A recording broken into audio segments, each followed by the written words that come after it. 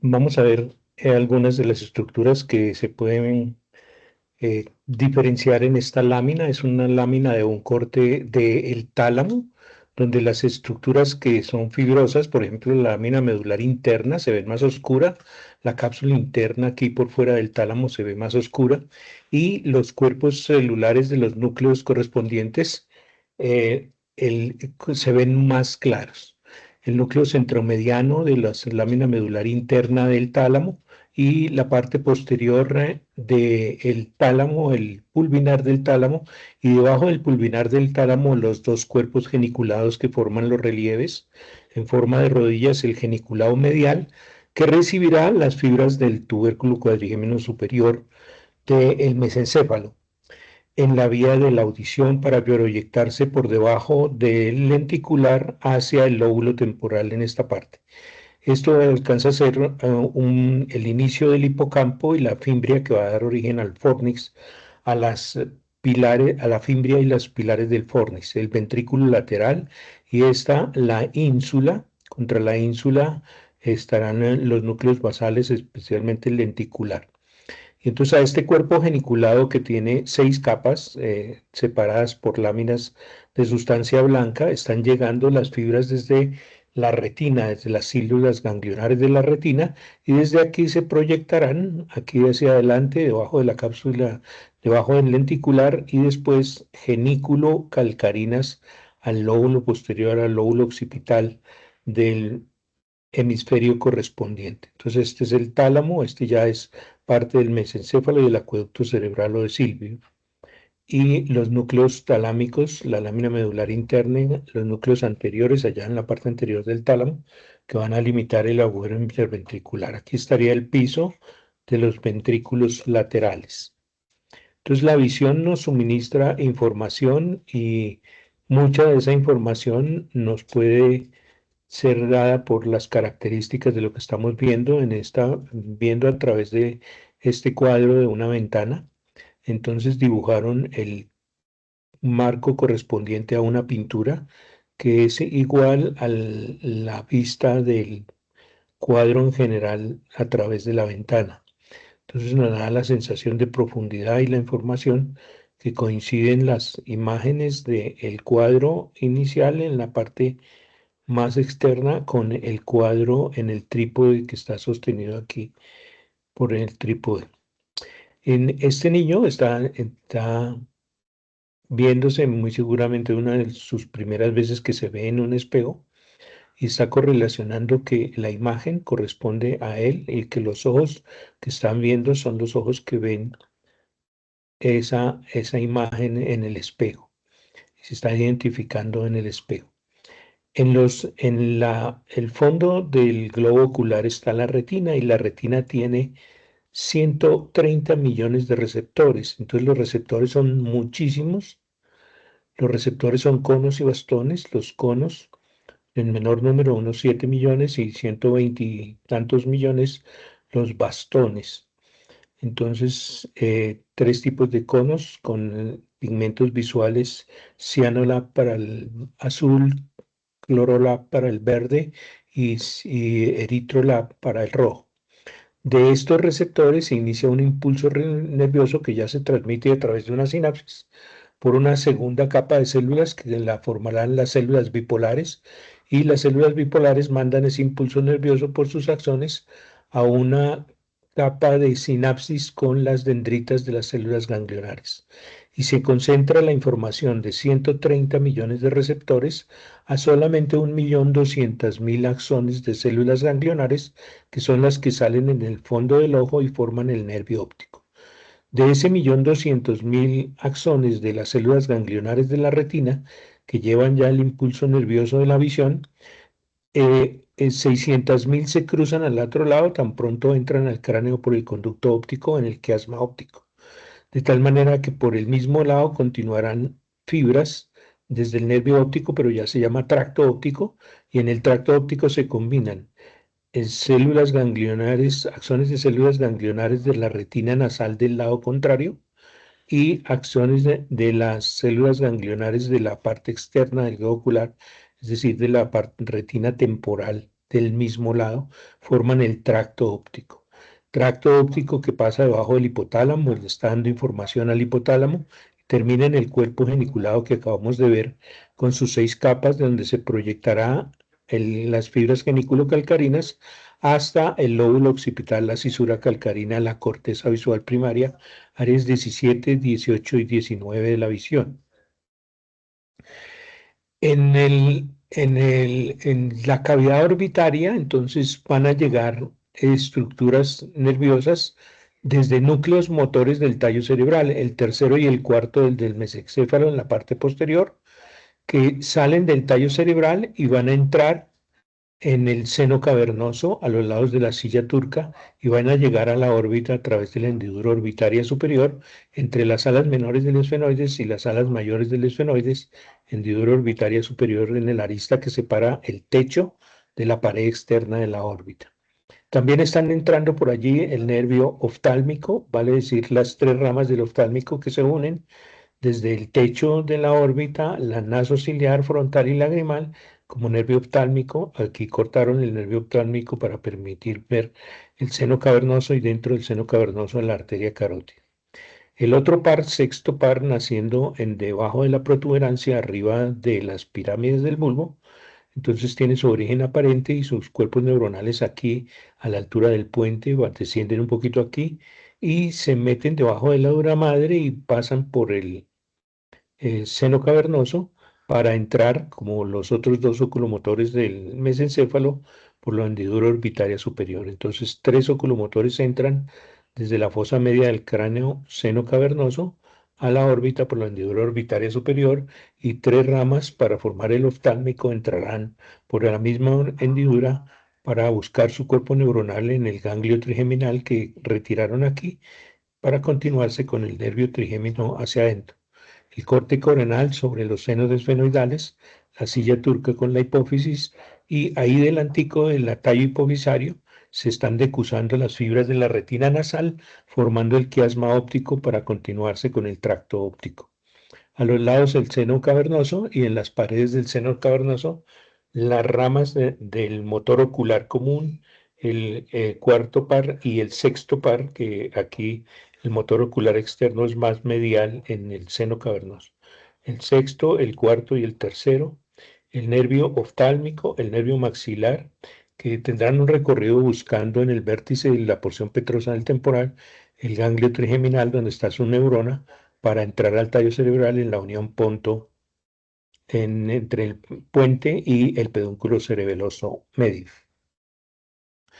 Entonces, a través de los medios transparentes de el globo ocular entrarán los impulsos luminosos que impactan la retina y producen el impulso nervioso que entra como nervio óptico. Entonces, esta imagen va a llegar hasta la corteza visual y hasta el tallo cerebral troncoencefálico y produce unas respuestas. En el tronco encefálico produce una respuesta de iridodilatación, especialmente en las XX, que vean esta imagen de un niño recién nacido, entonces dilata la pupila de las XX. La vía de la visión, entonces, esquematizada por el doctor Frank Netter en su esquema aquí de los globos oculares en el fondo de la retina y los cuadrantes de los campos visuales donde se van a proyectar los impulsos luminosos en cada parte de la retina. El esquema de la retina con sus 10 capas, el epitelio pigmentario, los conos y bastones, la limitante externa estaría por aquí, los cuerpos celulares de los receptores, conos y bastones, la capa de sinapsis entre receptores y las bipolares será la plexiforme externa, las capas de los cuerpos celulares de las células bipolares, luego la capa plexiforme de los sinapsis entre axones de las bipolares y las dendritas de las ganglionares, capa de células ganglionares, los axones de las células ganglionares para salir y formar el nervio óptico a través de la papila en el fondo del ojo y estaría una limitante interna.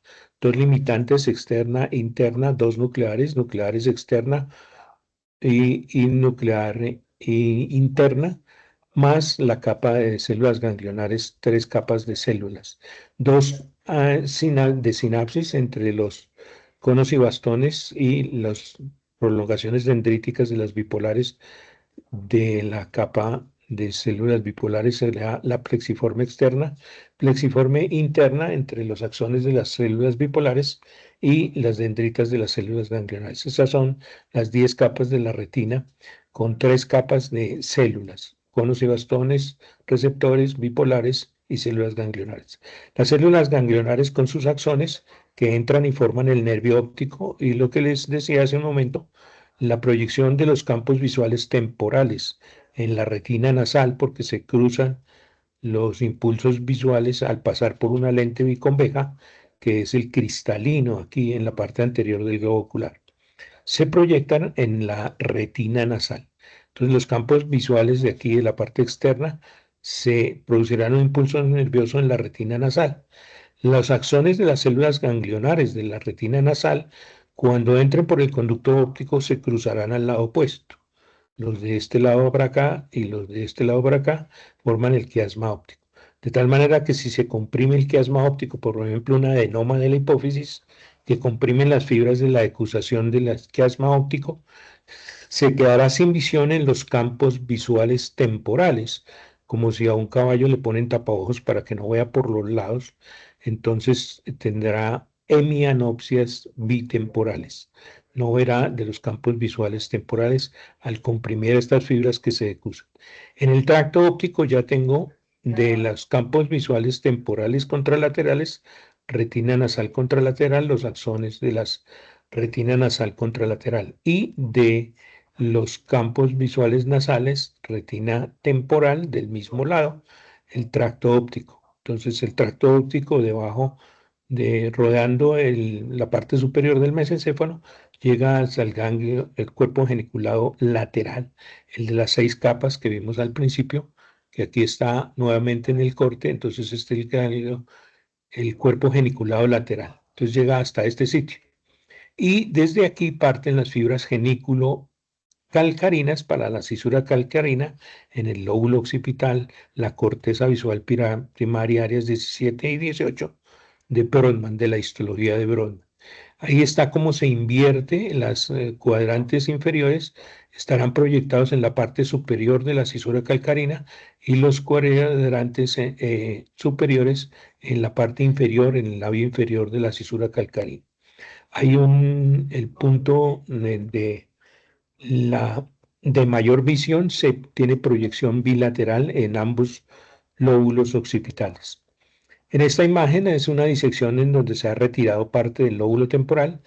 Cuando se retira el encéfalo, entonces se cortan los nervios ópticos, quiasma óptico, detrás está también cortado el tallo hipoficiario y detrás del quiasma óptico los tractos ópticos, ya con las axones de las células ganglionares de la retina nasal contralateral y de la retina temporal ipsilateral, que llegan hasta el ganglio, el cuerpo geniculado lateral del metatálamo, debajo del pulvinar del tálamo, y desde allí se proyectarán hasta el lóbulo occipital a través de la sustancia blanca, las fibras genículo calcarinas, para proyectarse a la corteza visual. Los tálamos, entonces recordando los tálamos, los núcleos anteriores del tálamo, el núcleo posterior que es el pulvinar, este más voluminoso, debajo del pulvinar el geniculado medial que corresponde a la vía de la audición y el geniculado lateral que recibe el tracto óptico de la vía de la visión. Entonces este geniculado está aquí arribita del hipocampo, mira aquí está formándose el hipocampo y de esta sustancia blanca que aquí se ve más oscura, el alveus se formará la fimbria y los pilares del fornix. La cavidad del ventrículo lateral en la prolongación esfenoidal, el tálamo en su parte más posterior, el ventrículo lateral y aquí está el fornix que dio la vuelta y está debajo del cuerpo calloso. A un núcleo aquí, el cuerpo del caudado y aquí la cola del caudado en la prolongación temporal del ventrículo lateral. La ínsula y la corteza de la ínsula, parte del lenticular, la cápsula externa y la cápsula extrema y la cápsula interna que va a formar los pies del pedúnculo cerebral. Esto ya mesencéfalo. Detrás del pedúnculo cerebral, la sustancia negra del mesencéfalo y el núcleo rojo aquí debajo en el subtálamo, debajo del tálamo. llegando al diencéfalo. Entonces, de la visión, lo que dije hace un momento, entonces los tractos ópticos contendrán desde la retina nasal, campo visual nasal de aquí, y de la retina nasal contralateral y temporal del mismo lado. Entonces, aquí se producirá una hemianopsia del lado contrario, homónima, de los campos visuales correspondientes a la retina temporal del mismo lado y a la retina nasal del lado contrario.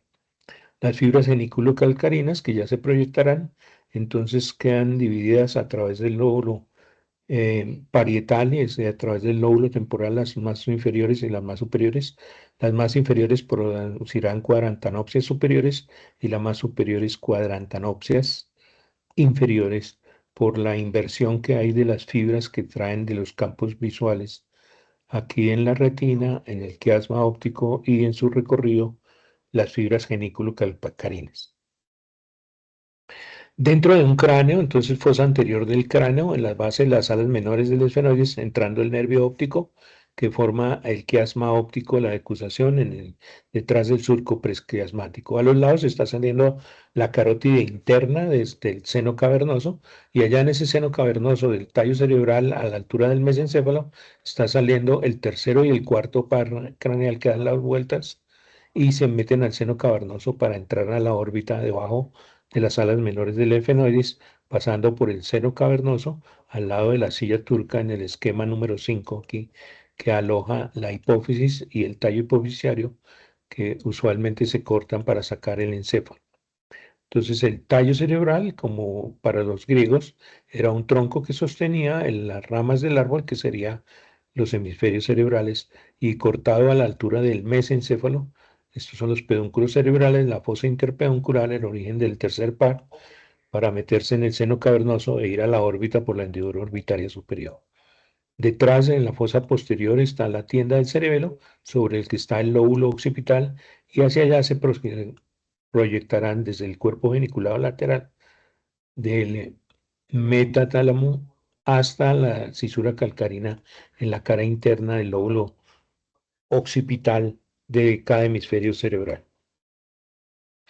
Entonces, es que el esquema de la retina con sus 10 capas, los receptores, la limitante externa, el epitelio pigmentario, los cuerpos, es decir, nuclear externa o granulosa externa, la plexiforme externa, la granulosa interna o núcleos, cuerpos de células bipolares, la plexiforme interna y las ganglionares de la retina, axones de las células ganglionares de la retina, limitante interna.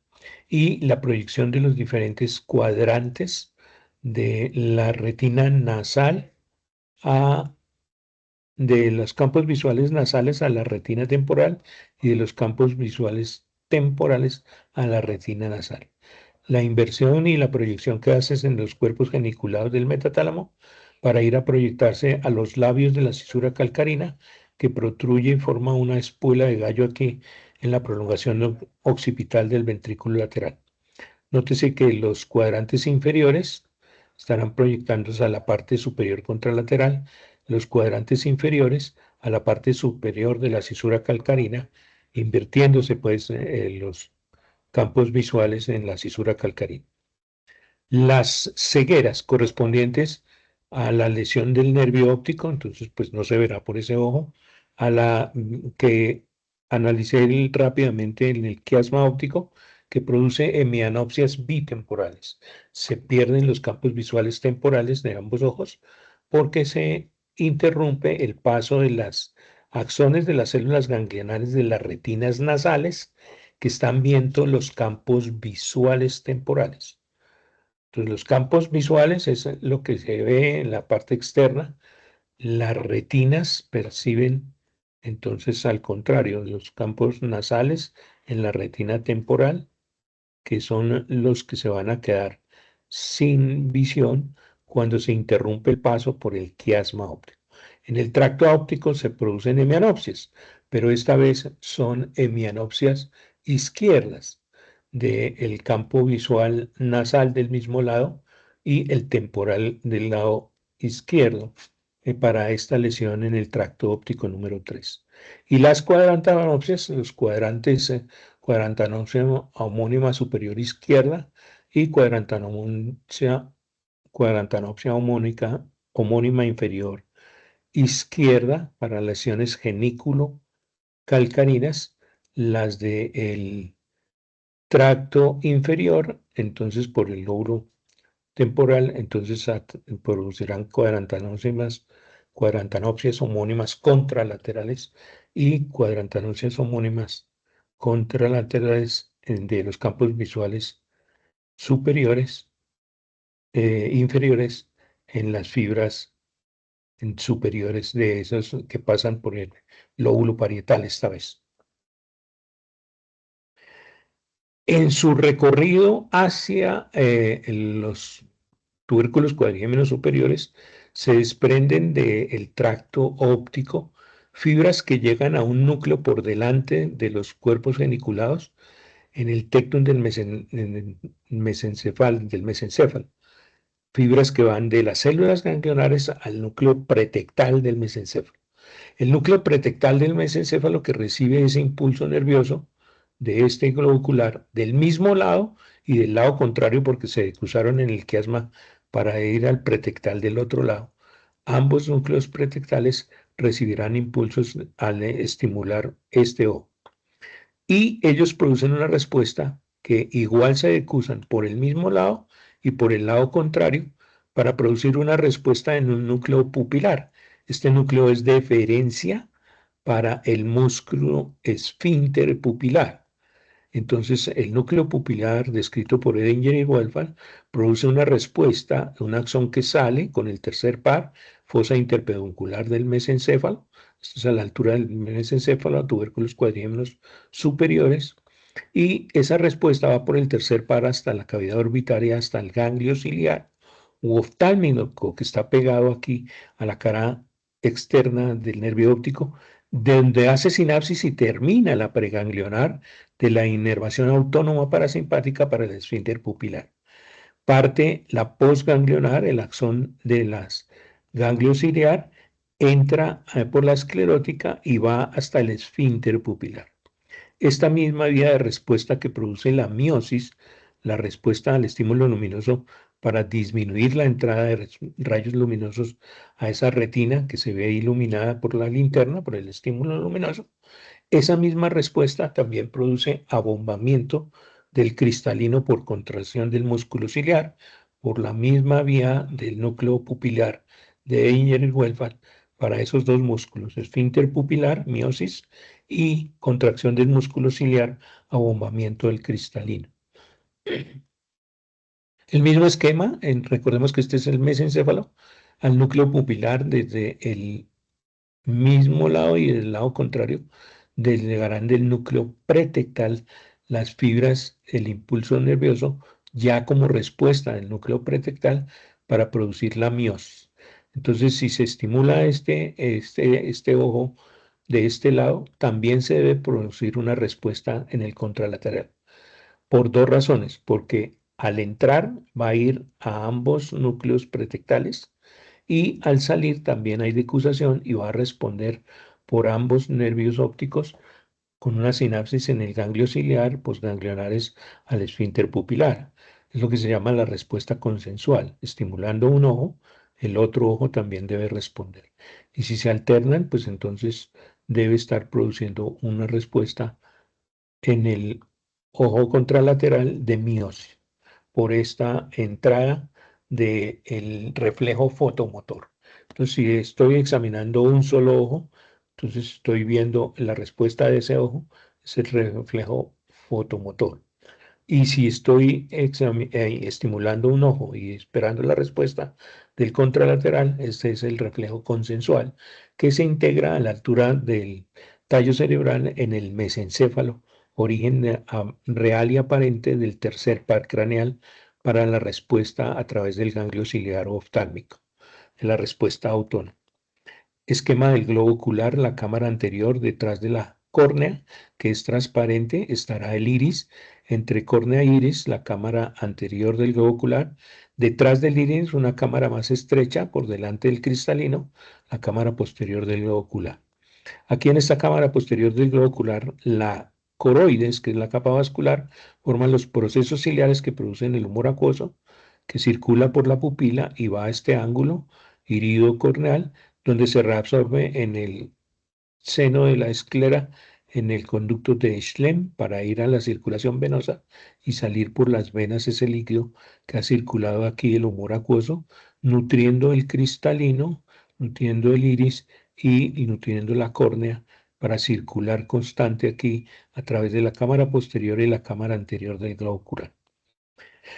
En la cámara que está detrás, la cavidad posterior, cavidad no, cavidad posterior del globo ocular está llena del humor vítreo. El humor vítreo entonces mantiene la retina unida allá a la coroides, la capa vascular del globo ocular, y por fuera la esclerótica, que es la capa dura, eso quiere decir esclera, quiere decir duro, y entonces le da la forma esférica al globo ocular. Por delante se continúa con una esfera que es de menor diámetro, que es la córnea, y entonces sobresale la córnea aquí.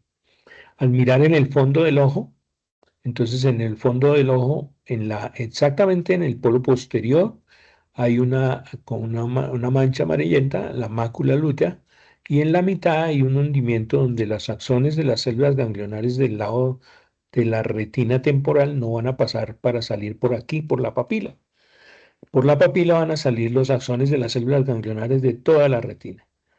Aquí cuando van a pasar los axones de las células ganglionares de la retina temporal, digamos horizontales, en el plano horizontal, no pasan exactamente por el centro, sino por un lado y hacen una depresión, un hundimiento donde disminuye el grosor de la retina, porque los axones de las células ganglionares están pasando por los lados y es la fóvea central dentro de la mácula lútea. En ese sitio solo hay receptores de colores conos, solo conos, entonces es nuestra visión en color. Por la papila, además de salir los axones de las células ganglionares de la retina, aquí no hay receptores, ni conos ni bastones. Entonces este es el punto ciego donde no se va a producir un impulso nervioso. Está por arriba de la horizontal 1 milímetro y unos 3 milímetros hacia las fosas nasales, en el sitio donde se va a originar el nervio óptico detrás de la esclerótica, por la unión de todos los axones de las células ganglionares de la retina. Por aquí también entran a la retina la arteria central de la retina, una rama de la arteria oftálmica que viene a través del nervio óptico, se divide en una rama superior y una rama inferior. Estas ramas superiores e inferiores no demoran en dividirse en un ramo temporal hacia afuera del globo ocular. Este es un globo ocular derecho, visto el fondo de ojo. Entonces, la temporal superior y temporal inferior. De ellas van a salir ramitas para la irrigación de la mácula. En ocasiones se queda sin irrigación la mácula, entonces se pierde la visión aquí en el centro. De esa irrigación de la retina, de la parte interna de la retina, surgirán venas que tienen un mayor calibre y que se están cruzando aquí con las arterias y se reúnen para salir como la vena central de la retina. Si alrededor del nervio óptico queda ahí un espacio subaracnoideo desde la cavidad subaracnoidea del encéfalo, entonces se aumenta la presión, entonces se comprimirá más fácilmente la vena central de la retina, acumulándose el líquido aquí y se perderá la visión con el oftalmoscopio de la entrada de los vasos a la retina. Es lo que se conoce con el papiledema en un proceso de hipertensión dentro del cráneo, traducida por hipertensión alrededor del nervio óptico entre la esclerótica y la entrada al cráneo, porque el nervio óptico está rodeado por las tres meninges, la dura madre, aracnoides y pia madre, y espacio subaracnoideo con líquido cefalorraquídeo. Entonces esa es la explicación para que se produzca papilema cuando hay hipertensión dentro del cráneo. La papila sin receptores de la visión, entonces entrada y salida de los vasos centrales de la retina y salida de los axones de las células ganglionares. 1.200.000 axones alcanzan a ser orificios en la esclerótica y es el sitio más débil de la esclerótica. Si por alguna razón no se está reciclando bien el humor acuoso que se produce en los procesos ciliares hacia la cámara posterior detrás del iris delante del cristalino y que se reabsorbe en el canal de Slem, entonces aumentará la presión en el globo ocular. Y esta papila se hunde comprimiendo las acciones de la periferia del disco óptico o papila. Si se comprimen los axones de la periferia, son los axones que vienen de la periferia de la retina, se pierde la visión en la periferia, conservándose la visión central. Una lesión que se manifiesta con visión en túnel, en la papila en copa, porque se protruye hacia afuera por la lámina cribosa por donde salen los axones de las células ganglionares de la retina. Dentro de la órbita hay 7 músculos, de los cuales 6 van a mover el globo ocular. De los 6, 4 se llaman rectos, desde el anillo de zinc en el fondo, entre las alas mayores y menores del esfenoides, alrededor del conducto óptico, hacia la esclerótica. Recto superior, debajo pegado al piso, recto inferior, recto lateral pegado a la pared lateral de la órbita y recto medial, aquí debajo de este músculo que se llama el oblicuo superior. Los otros dos, que además de los 4 rectos mueven el globo ocular, son los oblicuos. Aquí se ve el oblicuo superior pegado en el arista superior interno de la órbita, ves desde el fondo de la órbita hasta una polea en el techo, en la parte anterior e interna de la órbita, en el techo, y se refleja para tener este eje de acción para los músculos oblicuos. Y los músculos rectos siguen el eje de la órbita, separándose hacia adelante.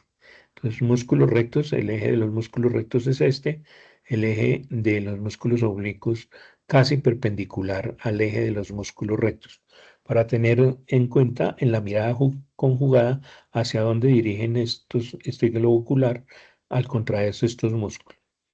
Tengan en cuenta que, por ejemplo, el músculo oblicuo superior, las fibras musculares están aquí. Se forma un tendón que da la vuelta aquí y va a la esclerótica, debajo del recto superior al cuadrante superior externo de la esclerótica. De tal manera que al contraerse el músculo aquí, tracciona el globo ocular y lo hace bajar, como para mirarse la punta de la nariz. Entonces el oblicuo superior dirige hacia abajo. El antagonista está debajo del globo ocular, más o menos en la misma dirección del tendón del oblicuo superior, pero debajo del globo ocular. Y entonces ese dirige, al contraerse el músculo allá debajo del globo ocular, desde el borde del conducto lacrimonasal en el piso de la órbita hasta la esclerótica, dirige el globo ocular hacia arriba y adentro, en los éxtasis de piedad y de amor. Entonces, en esos éxtasis de piedad y amor, el oblicuo inferior dirige los ojos hacia arriba y adentro. Éxtasis de piedad, entonces cada uno mirando para arriba y para adentro se lo voltean los ojitos. ¿Sí? Dame una pruebita de amor, oh Dios mío, ayúdame a comprender esto que estamos explicando aquí en este video. 3 de los músculos rectos están inervados por el tercer par más el oblicuo inferior. Entonces, estos 4 músculos más el elevador del párpado que cubre aquí el recto superior y que va al párpado superior para abrir los ojos, son los 5 músculos estriados esqueléticos que inerva el tercer par. 3 rectos, el oblicuo inferior, 4, el elevador del párpado superior, 5 para abrir los ojos. Aquí vino Jesús al mundo, que es una de las 3 personas de Dios, entonces a abrirnos los ojos, elevador del párpado superior inervado por el tercer par. 3 rectos, recto superior, inferior e interno, por el tercer par. Y oblicuo inferior para los éxtasis de piedad y amor. Y San Pablo, cuando predicó en el Ágora, dijo que Dios era amor. En esos éxtasis de piedad y amor, oblicuo inferior es el que produce esa elevación del globo ocular. Es antagónico el oblicuo inferior del oblicuo superior, que baja y dirige hacia la punta de la nariz la mirada. El oblicuo superior hacia abajo y adentro a la nariz y el oblicuo inferior hacia arriba. En el oblicuo superior puede ser como para mirarse el escote. Entonces el nervio patético o truclear inerva este oblicuo superior para mirar el escote, patético. Si entendió la mnemotecnia, seguramente se le facilitará. De los rectos, el único que está inervado por un par craneal es el recto lateral, el sexto par. Por eso se llama abducens, porque produce abducción, dirige hacia afuera la córnea y el iris dirige hacia afuera el globo ocular. Si se lesiona el tercer par, se pierde la inervación del recto medial y entonces el recto lateral llevará con el sexto par el globo ocular hacia afuera. Una desviación hacia afuera del globo ocular puede ser una lesión del tercer par. ¿Qué le miraríamos por los músculos en el interior del globo ocular? Si se pierde la respuesta parasimpática para producir miosis, entonces producirá una midriasis, la inervación simpática, que son los antagonistas del esfínter pupilar del tercer par. Además, se le ve el párpado caído porque yo dije que el párpado superior, el elevador del párpado superior, está inervado por el tercer par. Entonces, al entrar, lo que primero ve uno es una ptosis, caída del párpado superior, por pérdida del elevador del párpado superior. Levanta uno el párpado y el ojo debe estar desviado hacia afuera. Como inerva también el oblicuo inferior, pues entonces hacia afuera y hacia abajo, por la inervación del sexto para el recto lateral y del oblicuo superior para dirigirlo hacia abajo. Entonces el ojo estará desviado hacia abajo y hacia afuera, con una presencia de pupila paralítica, porque no hay respuesta al estímulo luminoso, porque está bloqueada la respuesta por el tercer par y estará en una midriasis. Ese es el examen del tercer par. Entonces, 7 músculos, 7 es perfección en la Biblia, inerva el tercer par. 3 es Dios en la Biblia, entonces el tercer par inerva 7 músculos. 2 lisos dentro del globo ocular, el esfínter pupilar y el músculo ciliar para bombamiento del cristalino. Los 3 rectos, el oblicuo inferior y el elevador del párpado superior. 5 estriados esqueléticos que pueden ser voluntarios y usted dirige la mirada para esos sitios donde lleva al músculo correspondiente el globo ocular. Aquí está un corte entre la córnea y la esclerótica, el canal de Schlemm, el iris, y el iris no es otra cosa que fibras radiadas inervadas por la inervación simpática del cuello, por allá pendientes de una respuesta que viene de la médula espinal torácica, de T1, T2, C8, alcanza a estar un núcleo espinal con sinapsis en el ganglio cervical superior que llegan aquí por el nervio eh, oftálmico, esta vez del trigémino, cuando entraron alrededor de la carótida. Y llegaron por el oftálmico, llegaron a estas fibras iridodilatadoras. El esfínter está aquí alrededor de la pupila, y entonces este esfínter y este que es el músculo ciliar oftálmico que mueve esta zónula. Esta es la zónula, que fibras que sostienen el cristalino. O sea, al contraerse estas fibras radiadas o estas fibras cortadas circulares aquí del músculo ciliar, llevan esta zona ciliar hacia la periferia del globo ocular, hacia adelante, hacia la córnea. Y estas fibras se aflojan, el cristalino se abomba por las fibras elásticas que contiene ese cristalino. Con el paso de los años, leyendo uno en los carros, entonces ya no hay abombamiento del cristalino. Entonces, para compensar que se contrae el músculo ciliar, pero no se abomba el cristalino, comenzamos a alejar los textos que estamos leyendo, a alejarnos para compensar la pérdida de la convejidad. Se hace más convejo. Entonces, cuando vamos a leer, necesitamos el tercer par para abombar el cristalino mediante la contracción del músculo ciliar a través de neuronas localizadas en el ganglio ciliar oftálmico, que es la tercera neurona de la inervación autónoma parasimpática de estas fibras de músculo liso.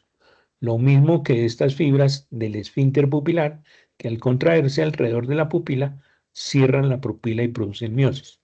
Miosis y contracción del músculo ciliar, abombamiento del cristalino, 2 componentes. Además, cuando usted acerca el texto para leer, va a leer la Biblia, la palabra de Dios, entonces necesita el tercer par, que es en la Biblia. Entonces se acerca el texto a su cara, deben encontrarse los rectos internos, no tanto como aquí en este bebé, pero sí se deben a contraer los rectos internos, eso se llama convergencia. Esa respuesta de convergencia con los terceros pares craneales de cada lado contrayendo los rectos internos a través del ganglio ciliar al esfínter pupilar y al esfínter pupilar y al músculo ciliar para bombar el cristalino son los 3 componentes para leer. Entonces, para hablar con Dios hay que leer la Biblia. Para leer bombar el cristalino, contracción del músculo ciliar, miosis, entonces la pupila se hace más pequeña. Yo necesito ver lo que estoy leyendo aquí, que no me entre luz de la periferia, entonces cierra más la pupila. Cerrar la pupila, esfínter pupilar, a través del ganglio ciliar, tercer par. A través del mismo ganglio ciliar, pero esta vez para el músculo ciliar, abombamiento del cristalino por relajación de la zónula para que se afloje estas cuerdas que sostienen el cristalino en esta forma. Aquí está la arteria oftálmica que entra desde el cráneo, entra a la órbita desde el cráneo, mejor, sale del cráneo desde la arteria carótida interna y de las ramas que da aquí la irrigación de todas las estructuras y los párpados, que termina irrigando aquí los párpados, sale la arteria central de la retina que entra a través del nervio óptico, dentro del nervio óptico, por la papila para dividirse en superior e inferior, ramas nasales y temporales, e irrigar la retina de dentro hacia afuera. El iris, entonces el concepto del iris, que tiene un pigmento aquí en la parte anterior, que es el que le da el color del iris, los diferentes colores del iris. En los animales hay iris amarillo, iris rojo. En los seres humanos, los verdes, los azules, los más oscuros, en realidad es un músculo. Las fibras radiadas inervadas por el simpático y las fibras circulares, el esfínter pupilar, inervadas por el parasimpático tercer par a través del ganglio ciliar oftálmico, preganglionares con el tercer par desde el núcleo pupilar, donde en el mesencéfalo, en la sustancia gris periacuectal, en la región ventral, está el núcleo pupilar de Edinger y Westphal, que va a salir con el tercer par, va a ir hasta la órbita, pasando por el seno cavernoso, entrando a la órbita saliendo del cráneo, entrando a la órbita por la hendidura orbital superior, sinapsis en el ganglio ciliar oftálmico, ciliares cortos, perfora la esclerótica de atrás y llega hasta aquí, hasta el esfínter pupilar. Lo mismo que la respuesta para el músculo ciliar a bombamiento del cristalino. Antagonista del esfínter pupilar, las fibras radiadas inervadas por el simpático que partió la preganglionar de las astas intermedios laterales de la región de la médula espinal torácica alta. T1, allá para el plejo braquial, C8 y T1, va a salir del núcleo espinal de Buch, las preganglionares simpáticas que van por la raíz ventral, parraquidio, rama ventral, comunicante blanca gando estrellado por delante del cuello de la primera costilla, en la parte inferior del cuello, sube por la cadena simpática hasta el ganglio magno del simpático cervical, donde hace sinapsis, entra por el pericarotidio, y ya posganglionar desde el ganglio cervical superior o ganglio magno de la cadena simpática, para ir a las fibras radiadas del íreo, antagonistas de las fibras del esfínter pupilar que cierra. El tercero, con las preganglionares parasimpáticas para cerrar, la cadena simpática con las fibras pericarotidias se llaman ciliares largos cuando entran a la órbita con el nervio ciliar oftálmico, que tiene, digamos, un carril de contraflujo de respuesta para esas fibras radiadas del iris, producir iridodilatación. Entonces aquí está la médula espinal de las astas intermedios laterales, preganglionar, raíz ventral, parraquidio, rama ventral. Por la rama ventral se va al ganglio estrellado y tiene que subir y conseguir su ganglio estrellado de arriba, postganglionares, entrar al cráneo por el pericarotidio y entrar a la órbita con el nervio ciliar oftálmico, ciliares largos, entra al globo ocular y va a las fibras radiadas del iris. Aquí está en iridodilatación y antes tomaba uno las fotos con flash, entonces no le daba tiempo a la respuesta de miosis, a la respuesta de iridoconstricción, y en el fondo se ve la irrigación de la arteria central de la retina rojita. Entonces aquí está predominando la acción simpática desde las astas intermedios laterales.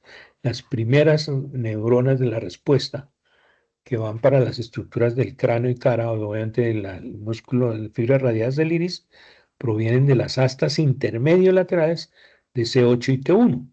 Cuando pasan por el ganglio estrellados sin hacer sinapsis para hacer sinapsis en el ganglio cervical superior, se interrumpe, por ejemplo, en un tumor del pulmón, el tumor de Pancoas, que compromete la inervación simpática de toda la cara, que va a estar dada por el ganglio cervical superior aquí pegado al cráneo, a través de los vasos sanguíneos de carótida externa para las glándulas sudoríparas, para el músculo tarsal elevar un poquito el párpado y para las fibras iridodilatadoras. Si se comprime por un tumor de Pancoas las fibras preganglionares antes de llegar al cervical superior, no hay respuesta simpática, anhidrosis, no suda esa parte de la cara, el párpado se cae un poquito porque se queda sin inervación, un músculo liso, no es el elevador del párpado superior, es un músculo liso que eleva apenas 2 milímetros el párpado superior. Si usted trabaja toda una noche estresado porque va a presentar un trabajo a la siguiente mañana, toda la noche ese simpático mantiene elevado el párpado superior y entonces por la mañana como es que se le caen los párpados 2 milímetros y dice, usted está muy cansado, ¿sí? Eso sería el equivalente a un síndrome de la lesión del simpático cervical, un síndrome de Horner. Entonces, tosis palpebral del párpado superior leve. La tosis completa era lesión de qué nervio? Del tercer par, ¿no? Que era el que inervaba el elevador del párpado superior. Abra los ojos. ¿A qué vino Jesucristo, una de las tres personas de Dios, a este mundo? A abrirnos los ojos. ¿Para qué estamos en este mundo? Elevador del párpado superior, ¿sí? Para servir. En cambio, la respuesta de la lesión del simpático, entonces el elevador del párpado, tercer par íntegro, pérdida del músculo tarsal, que es el que eleva el párpado superior un poquito. Ese es el que en las películas le hace parecer a uno que se vinieron los ojos hacia adelante y por eso sacan los ojos en los muñequitos para las expresiones de susto. Ese es el músculo tarsal inervado por el simpático ganglio cervical superior. Entonces, pérdida del músculo tarsal eleva a 2 milímetros, tosis palpebral leve. Sigue viendo común y corriente, pero este párpado queda más bajito. Iridodilatación, midriasis.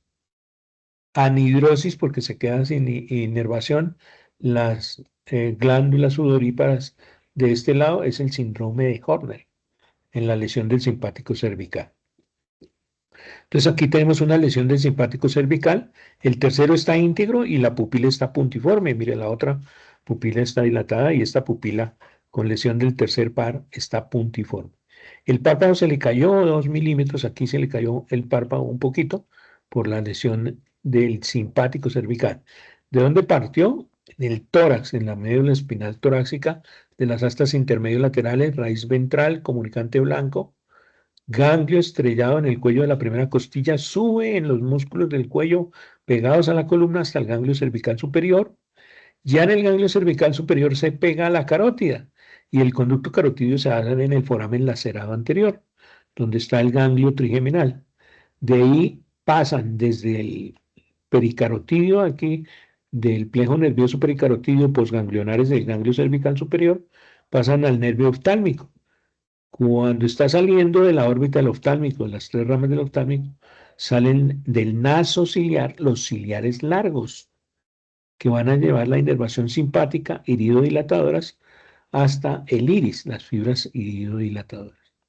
Entonces, las pupilas más o menos iguales, y entonces, si se cierra, se contrae el esfínter pupilar, produce miosis, una miosis no muy intensa, una miosis intensa.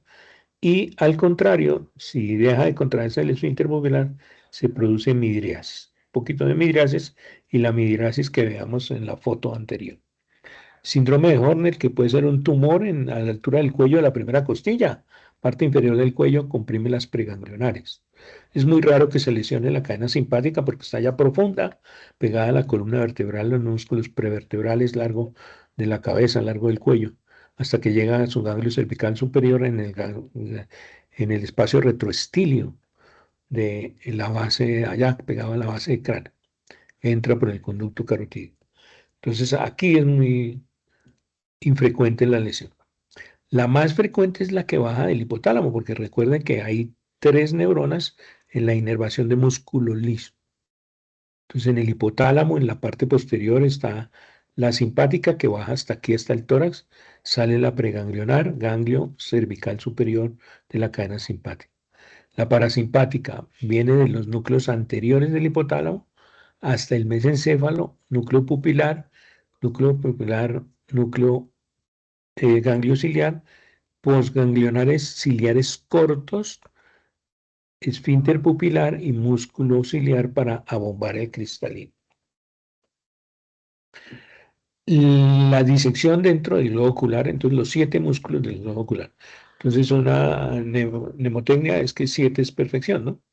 Entonces, ¿cuántos músculos hay dentro del globo ocular? Perfecto, hay media docena, con la otra media docena produce la mirada conjugada, para que los globos oculares se coordinen la mirada y manden la mirada a un punto fijo. Entonces, 4 músculos rectos, el oblicuo inferior y el oblicuo superior reflejándose en la polea para dirigir el ojo hacia abajo y adentro. Entonces, antagonista del músculo oblicuo superior, que dirige el globo ocular, músculo oblicuo superior hacia abajo y adentro. El oblicuo inferior, que dirige el globo a contraerse las fibras musculares, aquí hace subir el iris hacia allá. Entonces, hacia arriba, el músculo oblicuo inferior. Hacia afuera, el recto lateral. Hacia adentro, el recto medial. Este por el tercero. Lesión del tercero, se desvía el ojo hacia afuera. Como se pierde el oblicuo que lo sube, entonces el oblicuo superior lo mandará un poquito hacia abajo y el recto lateral hacia afuera, porque el sexto par está íntegro, inervando el músculo recto lateral. El recto superior hacia arriba y afuera, el recto inferior hacia abajo y afuera. Estos son el examen de los músculos en la mirada conjugada. La localización allá vistos desde arriba están cubiertos por el elevador del párpado superior, que también está inervado por la rama superior del tercer par craneal oculomotor. Los 6 músculos que mueven en cada globo ocular, uniéndose a la esclerótica, aquí cerca del ángulo irido-corneano en los rectos y en los cuadrantes posteriores de la esclerótica, en los oblicuos. Oblicuo superior, cuadrante superior y externo del globo ocular y cuadrante inferior y externo, oblicuo inferior, aquí en la esclerótica. Un resumen de los movimientos: oblicuo inferior hacia arriba, oblicuo superior hacia abajo y adentro. Entonces estos son antagónicos. Si se queda sin inervación el oblicuo inferior, lesión del tercer par, entonces el globo ocular se irá hacia abajo porque el oblicuo superior lo desvía hacia abajo, pero también hacia afuera porque el recto lateral está inervado por el sexto par. Sexto par para el recto lateral, tercero para los 3 rectos, el oblicuo inferior y el elevador del párpado superior. 5 músculos esqueléticos y a través del ganglio ciliar, 2 músculos lisos dentro del globo ocular, involuntarios obviamente, el esfínter pupilar y el músculo ciliar a bombamiento del cristalino.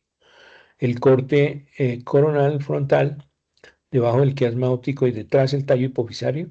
Por eso que un tumor de hipófisis comprime el quiasma óptico y se queda sin visión los campos visuales temporales que se van a reflejar en la retina nasal, que es la que acusa sus fibras en el quiasma óptico. Tercero, cuarto, sexto par, el oftálmico y el maxilar pasando en la pared lateral del seno cavernoso, a los lados de la silla turca, por encima de los senos esfenoidales del cuerpo del esfenoides, que a su vez está el piso de los senos esfenoidales, viene siendo el techo de las coanas, allá en la parte posterior de las fosas nasales. El esquema de los nervios en su recorrido desde la fosa posterior del cráneo, el sexto par, el tercero y el cuarto, metiéndose al seno cavernoso para entrar por la hendidura orbital superior a la órbita. Las venas oftálmicas que están desembocando desde la órbita hasta el seno cavernoso. Entonces recuerden que venas desde los párpados acompañando las arterias palpebrales, entonces pueden llevar infecciones desde los párpados hasta el seno cavernoso y por eso se establece esa conexión, digamos, con las meninges dentro del cráneo de esa irrigación de la pirámide alrededor de las fosas nasales, esa área tan peligrosa que puede producir trombosis del seno cavernoso entrando por aquí. Saliendo, si se rompe un aneurisma de la carótida aquí dentro, entonces se llena de sangre los párpados. Entonces se ven abotagados. Ese es el único caso en el que usted pone el fonendoscopio en los párpados y sentirá cuando sale a través del orificio donde se rompió el aneurisma de la carótida dentro del seno cavernoso, sentirá pulsar allá en los párpados. Es el único caso en que auscultará usted los párpados. La localización de los pares craneales, los tres oculomotores, el sexto par, cosa curiosa, el que está más medial es el que va para el músculo más lateral, para el recto lateral, es el sexto par, este más medial. Este como es más voluminoso, pero no tan voluminoso como el oftámico o el maxilar, entonces es el tercero, ¿no? Son 7 músculos en la órbita. Y el, el cuarto par, entonces aquí el patético troclear. Sexto paro abducens, tercero oftálmico y maxilar. Recuerden que por el oftálmico, además de todo ese poco de fibras que entran de la inervación de la frente, de las estructuras de la órbita, del globo ocular, además de esas fibras salen las fibras del simpático ciliares largos para ir a las fibras radiadas del iris antagonistas del tercer par del mesencéfalo parasimpático. Otro nervio que se puede examinar con la sensibilidad de la córnea y de los párpados, al tocarlo con un copito de algodón, entonces entra, esta vez la entrada es a través del ganglio trigeminal, desde las fibras del oftálmico y del infraorbitario nervio maxilar, con el cuerpo neuronal aquí sin sinapsis, porque es de entrada, ¿no? Entonces son monopolares, entran al tallo cerebral, se conectan para hacer contraer por el séptimo par craneal el orbicular de los párpados y parpadear. Este es el reflejo corneal. Un resumen de la inervación del tercer par, arriba y adentro, oblicuo inferior. Arriba y afuera, recto superior. Arriba, abajo y afuera, recto inferior. Hacia adentro, convergencia, tercer par. Uno, dos, tres, y tres rectos y el oblicuo inferior. Tres rectos, dos rectos hacia arriba, hacia abajo y afuera. Recto superior hacia arriba y afuera, recto inferior hacia abajo y afuera. Recto interno hacia adentro, convergencia. Tres rectos y el oblicuo inferior hacia arriba y adentro. Antagonista de hacia arriba y adentro, hacia abajo y adentro, cuarto par, patético troclear. Antagonista del recto interno, el recto externo por el sexto par craneal. Aquí están las fosas nasales, el lago lagrimal. En el tallo cerebral, y aquí en el tallo cerebral podemos ver un relieve en el piso del cuarto ventrículo. Aquí están los cuerpos neuronales.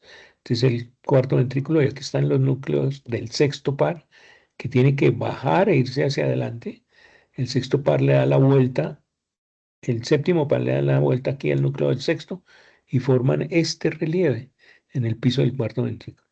Este se llama colículo del facial porque son las fibras del séptimo que le dan la vuelta al núcleo del sexto.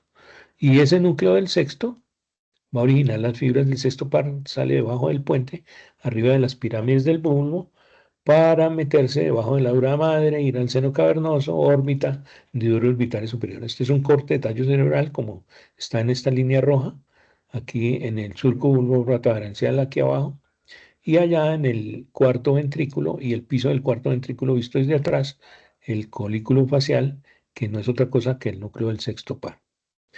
Aquí de este núcleo del sexto par hay otras neuronitas aquí, esta vez en un núcleo reticular, el para abducens, que van a mandar fibras por este fascículo longitudinal medial hacia arriba, hacia el núcleo del tercero y del cuarto, para coordinar con el tercero, sobre todo, la mirada lateral. Entonces, esta es un núcleo reticular para abducens de la sustancia reticular peripontina, mandan a través de este paquete de fibras, el paquete la mandeleta longitudinal posterior, el fascículo longitudinal posterior, fibras que tienen que subir hasta el mesencéfalo, hasta el núcleo del tercero, y coordinar entre el sexto de un lado, ¿sí?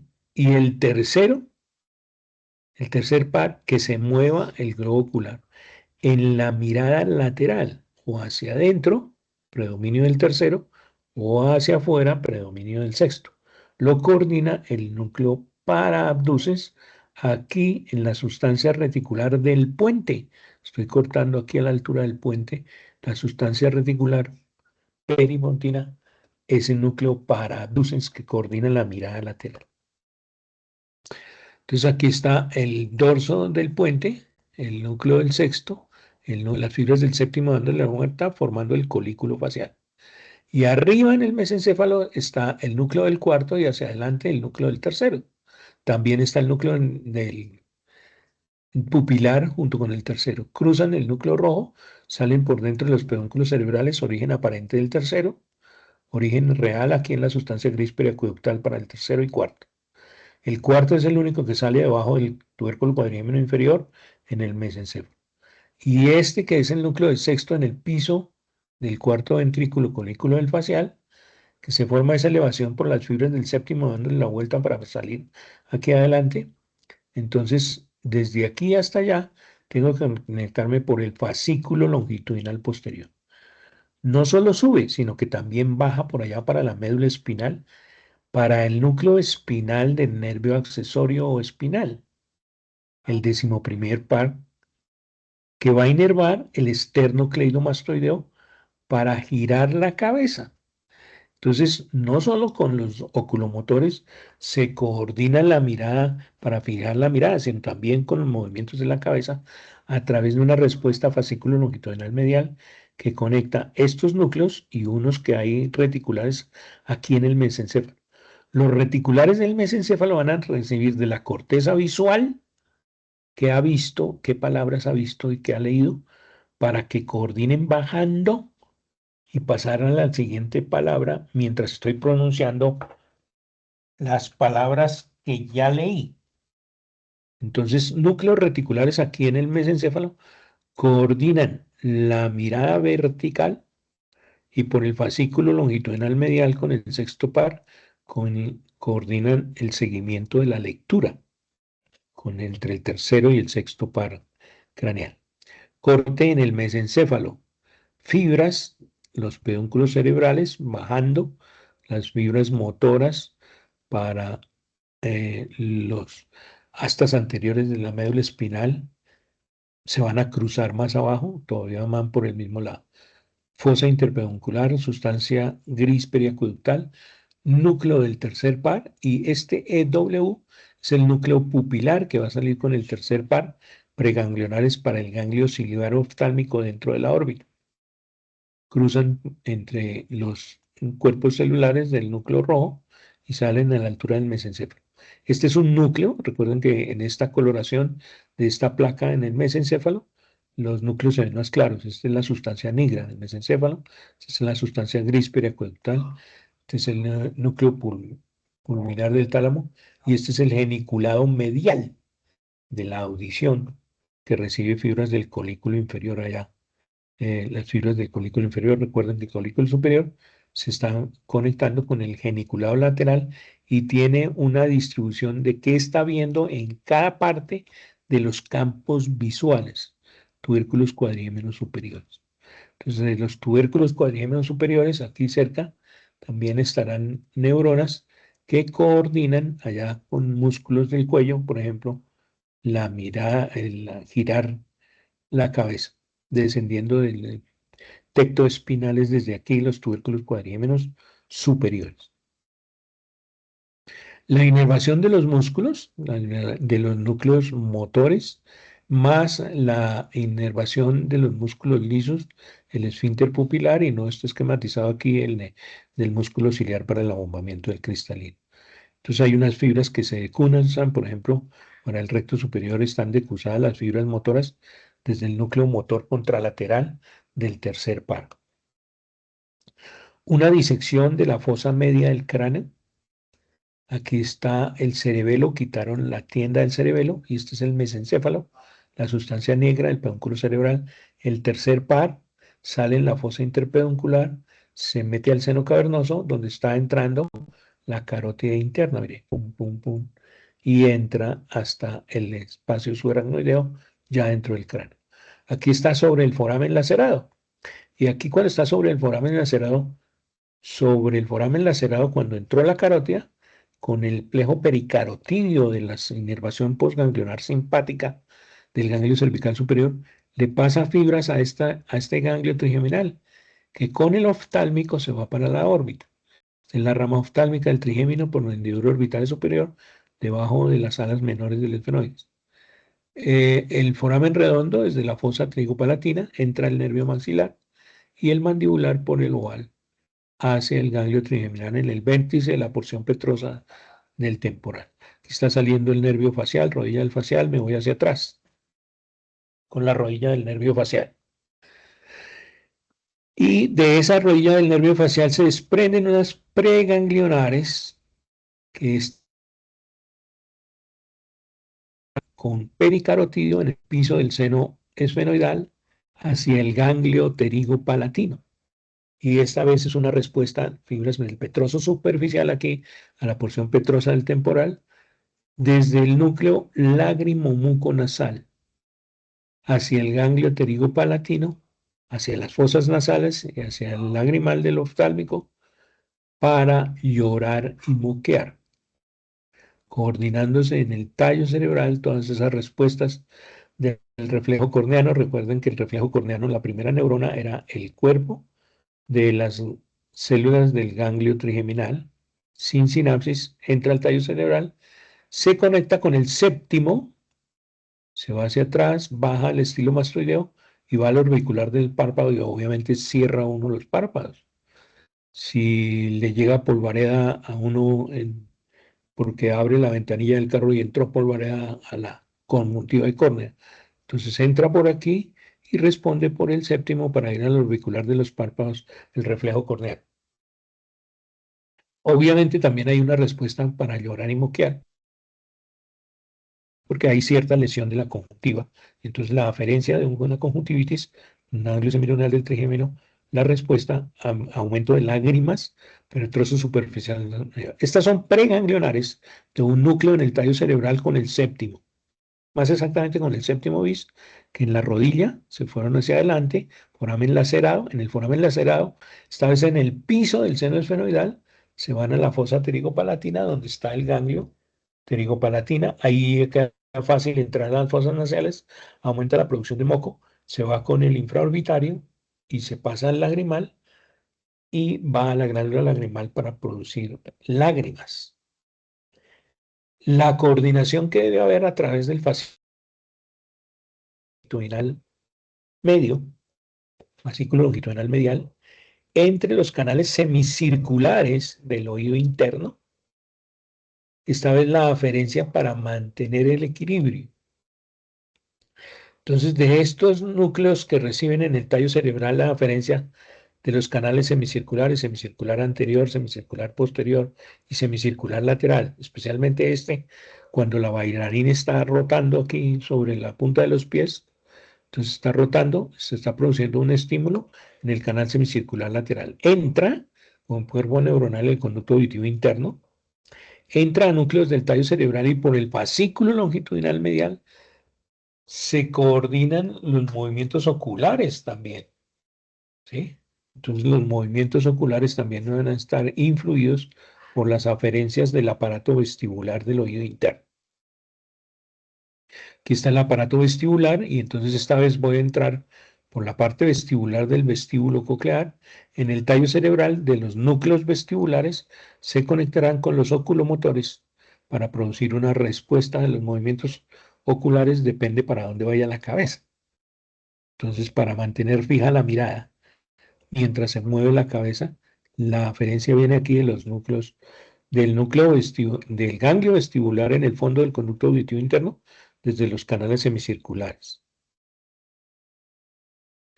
Y aquí está un corte del tallo cerebral a la altura debajito del cerebelo y tenemos las olivas del bulbo raquídeo, la pirámide del bulbo, y en el piso del cuarto ventrículo los núcleos del octavo par, aquí, al ladito.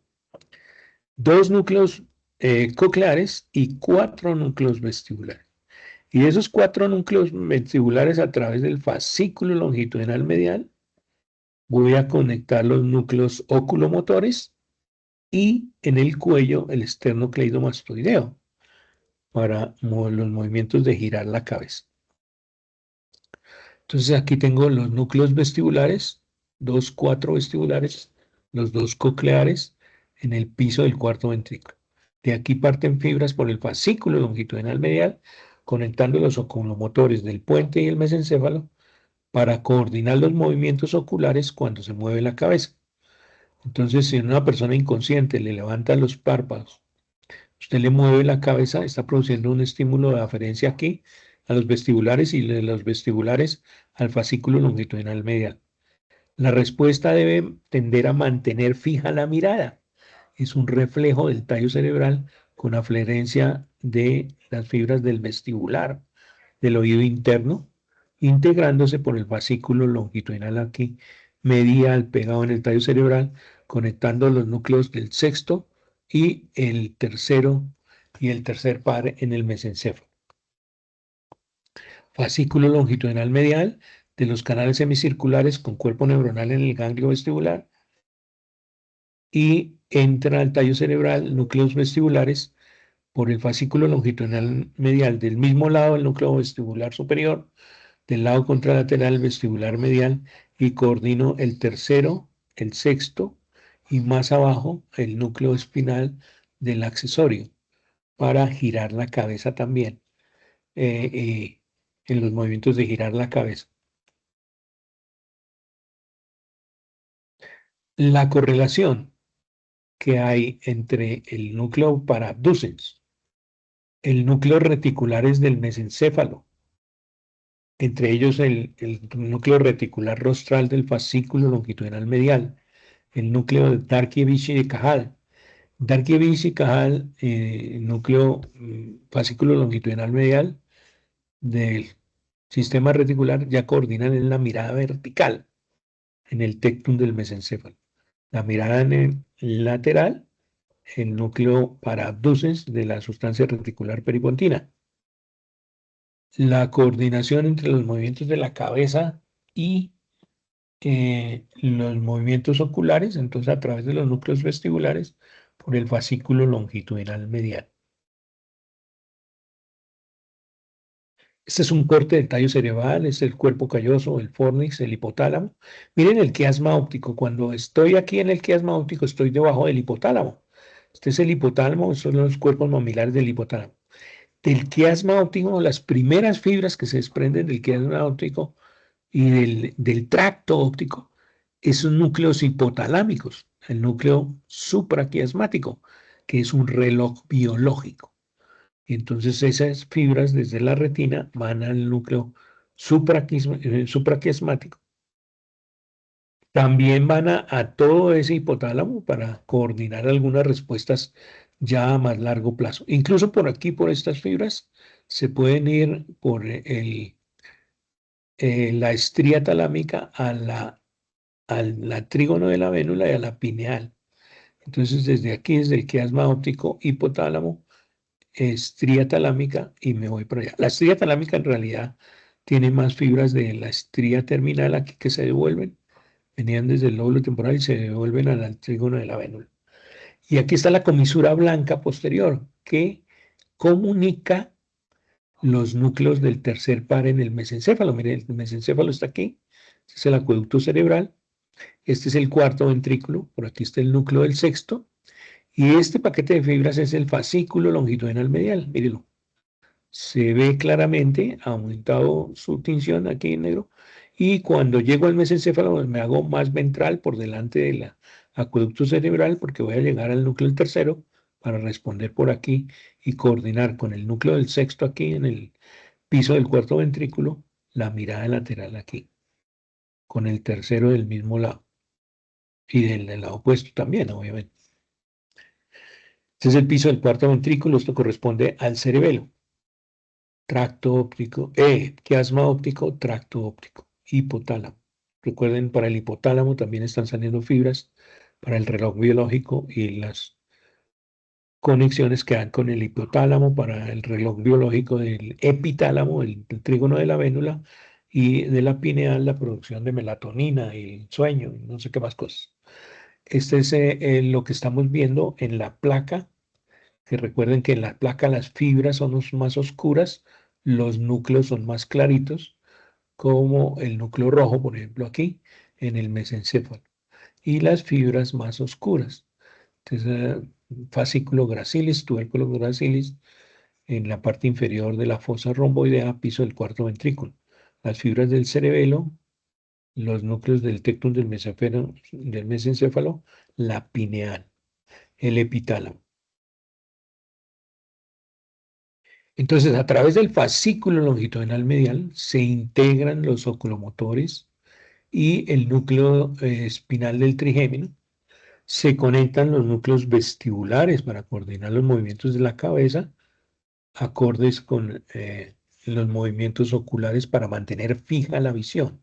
Entonces, si usted me está mirando una persona en un andén y mientras tanto se está desplazando en un carro, estas aferencias a los vestibulares me permiten conectar con los oculomotores para mantener los ojos fijos y ver, por ejemplo, una vitrina en un almacén, qué sé yo, lo que esté mirando fijamente mientras va pasando el carro y coordinar. Pero también viene de la corteza motora hacia los oculomotores, desde las áreas 8 del lóbulo frontal, para coordinar los movimientos oculares. Y entonces esa área 8 se conecta con la corteza motora, esto es premotor, se conecta con la corteza motora, genículo, fibras córtico-nucleares para los núcleos motores de los pares oculomotores esta vez, y producir los movimientos voluntarios, buscar una persona cuando la estoy buscando en las gradas de un estadio, por ejemplo, y entonces, a ver, usted va a ir con una camisa rosada suacha, y entonces yo voy a buscarlo con fibras que parten desde aquí, fascículo longitudinal, nuestros núcleos reticulares del mesencéfalo, y me coordinan al fascículo longitudinal medial con tercero, cuarto y sexto, para yo producir los movimientos oculares y buscarlo a ustedes en las graderías. Nos comunicamos con el teléfono y me dice, ya estoy en las graderías, búsqueme y voy a estar haciendo señas. Entonces usted va desde esta área motora. Un cisticerco se come esta región, el área 8 del lóbulo frontal del lado derecho. Entonces esta área me desvía los ojos hacia el lado opuesto. Si es una lesión irritativa en el área 8 motora de la corteza frontal, del lóbulo frontal, entonces una lesión irritativa me desvía los ojos hacia el lado opuesto. Pero cuando ya es una lesión que pierde la función ablativa del área motora de los campos visuales, entonces el paciente mira su tumor, porque entonces ya no está desviando los ojos al lado opuesto. Lo que les decía hace un rato, desde la corteza visual, cuando usted leyó aquí visuales y quiere pasar aquí abajo, debe coordinar a través del fascículo longitudinal medial los movimientos oculares, bajar un poquito y ir hacia acá de asociación, de aquí, que me permiten el seguimiento de la lectura. Entonces yo estoy pronunciando fascículos, pero ya paso a occipito tectal. Entonces con la visión debo ir moviendo los ojos adelante de lo que estoy pronunciando. Entonces, esos son fibras que bajan de la corteza visual a los núcleos del mesencéfalo, fascículo longitudinal medial, me conecto con el sexto y voy a producir los movimientos oculares para seguir la lectura adelante de lo que estoy pronunciando con otros núcleos del tallo cerebral. Eso es un esquema que implica que si estoy contrayendo el recto medial con el tercer par, entre comillas, se debe estar inhibiendo la contracción. En realidad se está produciendo una contracción excéntrica en el recto lateral para que el ojo vaya despacito hacia allá. Si se contrae el recto medial, aquí en rojo, el recto lateral debe tener una contracción excéntrica. No es que no se contraiga. Aquí lo esquematizan en azul como si fuera que no se contraiga. Aquí se produce una contracción excéntrica y aquí una contracción concéntrica. En el otro lado es lo contrario. La contracción concéntrica será en el recto lateral del otro lado para mirar hacia la izquierda, en este caso. y el recto medial de este lado tendrá una contracción excéntrica para que el ojo vaya despacito, y si no el ojo seguiría pum para allá y pum para acá, como un movimiento del cierre de una navaja. En realidad esos núcleos reticulares de Cajal, Darkievich, reticular rostral del fascículo longitudinal medial y para abduces hacen esa coordinación de contracción concéntrica aquí y excéntrica aquí para que el ojo vaya despacio, moviéndose hacia nasal este y hacia temporal este. Entonces esos son los núcleos que están coordinando esa mirada lateral. La colocación en el tallo cerebral, recuerden, tercero y cuarto en el mesencéfalo, sexto en el puente. Protuberancia saliendo un poquito, se dirigen hacia abajo, saliendo ya por delante entre la pirámide del bulbo y el puente. Y la inervación autónoma, recuerden, del tallo cerebral, parasimpático preganglionar, desde el núcleo del tallo cerebral hasta el ganglio ciliar octal. Del simpático, del tórax, subiendo por la cadena simpática, ganglio cervical superior, y la lesión simpática produce miosis, la reacción parasimpática producirá midriasis, porque permanece esta y se pierde la del tercer par. La producción del humor acuoso, que recuerden en los procesos ciliares detrás del iris, unos 80 procesos ciliares producen el humor acuoso, pasa por la pupila y se reabsorbe en el canal de Schlemm para ir a las venas. Entonces es una circulación del humor acuoso para nutrir aquí la córnea, por ejemplo, y entonces esa circulación debe ser diaria y constante, y si se disminuye la absorción por una inflamación aquí, la unión irido-esclerocorneal, entonces la inflamación de esto disminuye la reabsorción del humor acuoso, entonces aumenta la presión del cristalino hacia atrás y podría herniarse hacia atrás el área cribosa por donde salieron los axones de las células ganglionares de la retina y se produce la visión en túnel.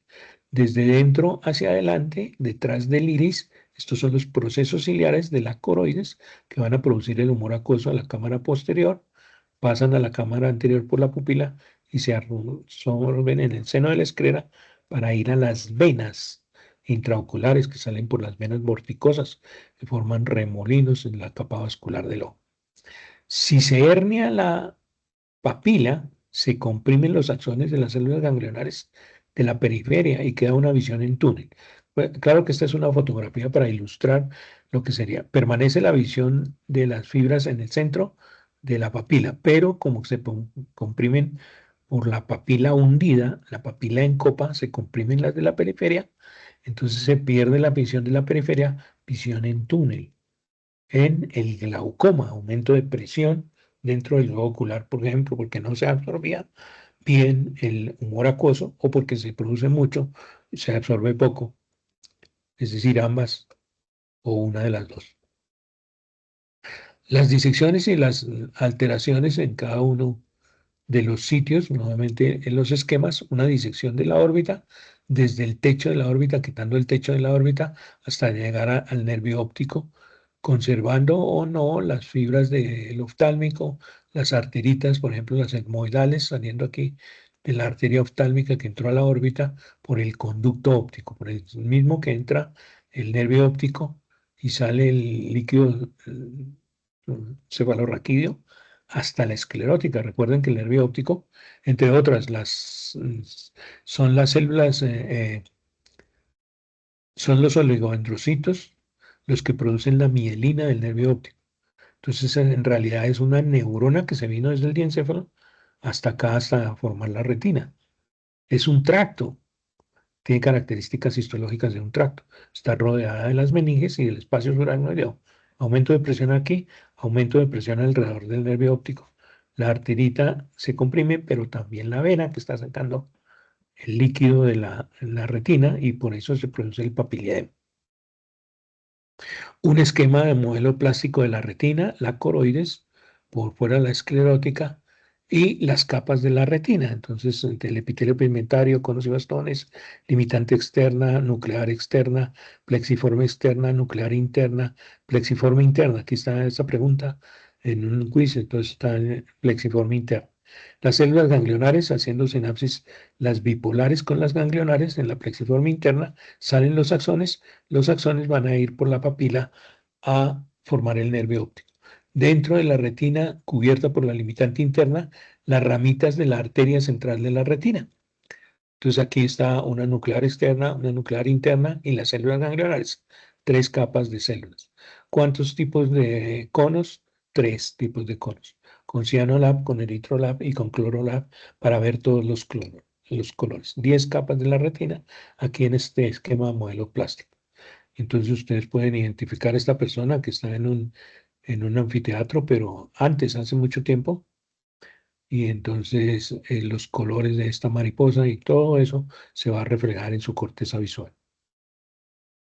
Mucho gusto y que aprendan mucho de la visión y los movimientos oculares y su relación con la corteza visual, con la corteza motora, con los núcleos del área vestibular para coordinar los movimientos de la cabeza y mantener la mirada fija mientras tanto.